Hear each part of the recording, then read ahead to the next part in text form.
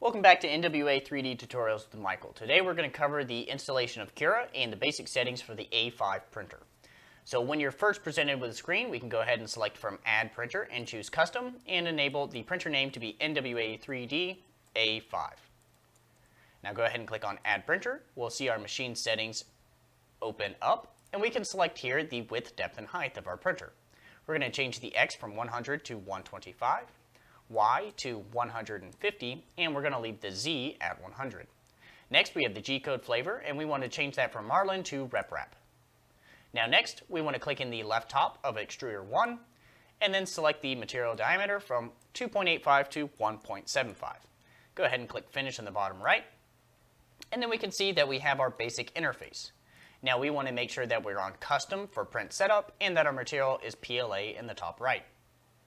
Now here we have our basic workspace where our models will appear, and then we can also select different values to change how our model will appear. Now what we want to first do is we want to select on Profile and Manage Profiles.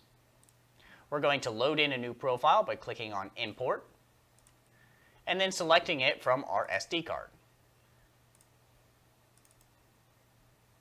It should be inside of the Cura file and labeled as .cura profile. Once chosen, it'll import and it'll change all of the settings to the basics that we recommend. Now go ahead and select the profile under Custom and choose Activate. Click Close on the Preferences box, and then we can change or cover a couple of these values that you could change. Quality is going to determine how nice your print becomes. So the smaller this value is, the nicer it will look. Our lowest value is 0.1, with the highest value being 0.3. Now 0.3 will be coarser or rougher overall. Next we have our infill, which will determine how strong our prints will be.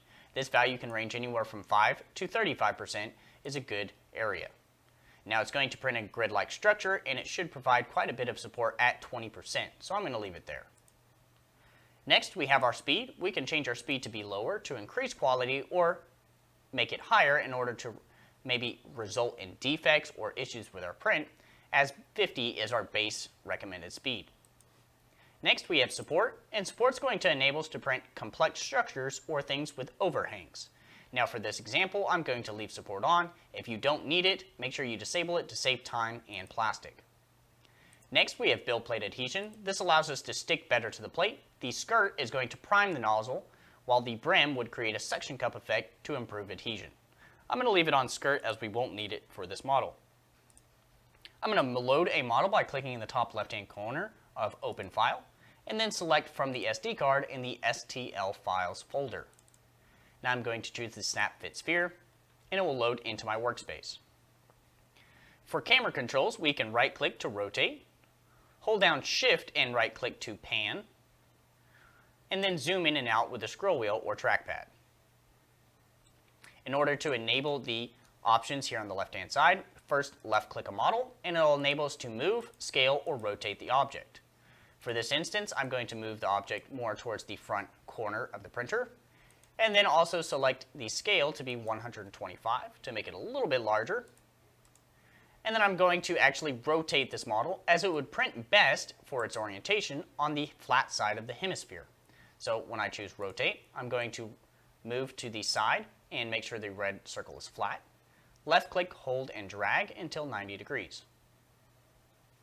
Once you let go, it should drop to the build plate, and it's more in an appropriate manner to print. Now we have Mirror, Per Model Settings, and Support Blocker as more advanced tools that we can use. In order to view the model, or how it will be printed, first we need to select Prepare in the bottom right. It'll slice the model and prep it with coordinates for the printer itself. And we can view those coordinates or the movement by selecting on Solid View to Layer View. Make sure the color scheme is from Material Color to Line Type. Now inside of here, we're able to adjust our slider in order to view the internals of the model. And for instance, our yellow is the infill. The red and green are going to be our shell. The light blue is our support or build plate adhesion. Now I'm going to check the very first layer and ensure that it looks and sticks onto the build plate. That looks good for me. And I can go ahead and choose Save to File and save it back onto my SD card as a G-code file. Once you click Save, go ahead and eject your drive, and now you can insert it into your printer in order to start 3D printing. If you guys have any questions or concerns, please feel free to fill out a support form on our website and let us know what your problem is.